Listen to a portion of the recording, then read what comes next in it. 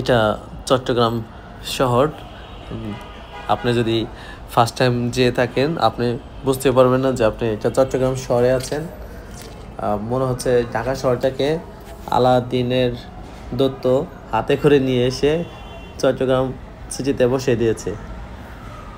ঢাকা শহরের মতোই রিক্সা, ঢাকা শহরের মতোই জ্যাম, এমনকি প্রচণ্ড পারাপারি যেটাই বলেন, এবং উন্নত সব কিছুই আছে এখানে। তো আমরা এখন যাচ্ছি আমাদের গন্তব্যে, একটু টেনে দিয়েছে আর কি। তো আমরা যাব আজকে আমাদের মূল আকর্ষণ, সেটা আমরা পর্যবেক্ষণ করব এবং আপনাদেরকে আমরা দেখানোর চেষ্টা করতেছি। চট্টগ্রামের পাহাড়ি রাস্তার আপনারা কিন্তু পাশ দিয়ে যারা বাইক চালিয়েছেন, তো এই অনুভূতি একটা অনন্য এবং বিশেষ অনুভূতি। এ ধরনের অভিজ্ঞতা শুধু আপনার শারীরিক শান্তি দিবে এমন না, মানসিক শান্তিও আপনাকে প্রচণ্ডভাবে দিবে। পাহাড়ি রাস্তাগুলো আপাতত আপনারা দেখতেছেন, এই রাস্তাগুলো সোজা, কিন্তু এই রাস্তাগুলো আগে মোটেও সোজা ছিল না। তো এটা গত সরকার এই রাস্তার উন্নয়নে বেশ কাজ করেছে। তো সোজা এবং মাঝে মাঝে অনেক বাঁকা রাস্তা রয়েছে।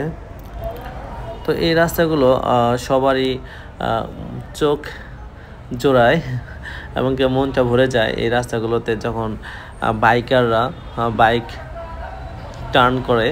আসলে এই অনুভূতিটা বোঝানো খুব কঠিন সাধ্য হচ্ছে আর কি। চট্টগ্রামের প্রকৃতির যে সৌন্দর্য, এর সাথে একাত্ম হয়ে আপনার বাইকে চড়ে সড়কে ধরে যদি আপনি চলতে থাকেন, এক অদ্ভুত প্রশান্তি অনুভব করবেন।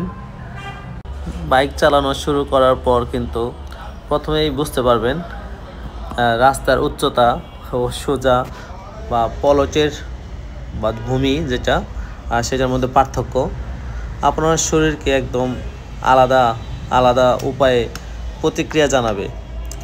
এক মুহূর্তের জন্য মনে হবে যেন আকাশের কাছে চলে যাচ্ছেন। আমরা কিন্তু চলে এসেছি আমাদের মূল আকর্ষণ, দুই পাশে পাহাড়, মাঝখান দিয়ে রাস্তা। কি অপরূপ সৌন্দর্য প্রকৃতির! সবুজ পাহাড়ের আঁচল আপনার চারপাশে ছড়িয়ে রয়েছে। এই রাস্তাটা এতটা সুন্দর আর যেটা বোঝানো যাবে না। সবচাইতে অবাক হয়েছে আমি এই পাহাড়ি রাস্তার ঢোকার আগে আমার শরীরে বা আদার্স টেম্পারেচারে যে অবস্থা ছিল, এই পাহাড়ি রাস্তার ভিতরে ঢোকার সাথে সেই টেম্পারেচার অনেক কমে গেছে। মানে বলতে গেলে অনেক শীত লেগে গেছিলো আমার। কি অবাক! আবার এখান থেকে বের হওয়ার পর আবার গরম। এখানকার রাস্তাগুলো কোথাও প্রশস্ত, কোথাও সরু, আবার কোথাও ভয়ঙ্কর বাঁক রয়েছে। বাইক চালাতে হলে আপনার এই বাঁকগুলো একটু খেয়াল করে চালাতে হবে। ঠিকঠাকভাবে বাঁকগুলো অতিক্রম করতে পারলে আপনার কিন্তু আনন্দের যে অনুভূতি, এই অনুভূতি কয়েক গুণভাবে বেড়ে যাবে। চট্টগ্রামে পাহাড়ি যে রাস্তা, সেই রাস্তার একদিকে পাহাড়ি গ্রাম, সেখানকার জীবনযাত্রা আপনাকে এক নতুন অভিজ্ঞতা প্রদান করবে। যারা গিয়েছেন এখানে তারা হয়তো ফিল করতে পারতেছেন যে পাহাড়ের পেছনে সূর্যাস্তের দৃশ্য, হালকা ঠান্ডা হাওয়া এবং কোকিলের গান আপনাকে এক মোহময় পৃথিবীতে নিয়ে যাবে। বাইক চালানোর সঙ্গেই প্রকৃতির সুন্দরতা, শান্তি এবং সমৃদ্ধ আপনার কাছে যেন জীবন্ত হয়ে উঠবে।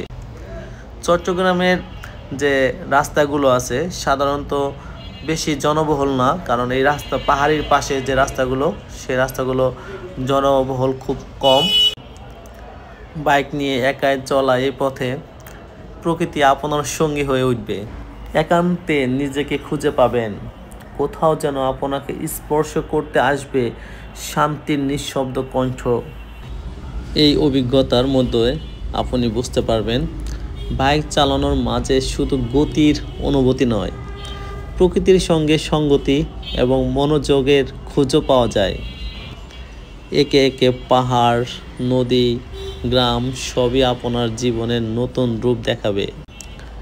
ছোট ছোট যাত্রা থেকে পাওয়া শান্তি এবং আনন্দের এক অসীম ভাণ্ডার আপনার কাছে জমা হতে থাকবে।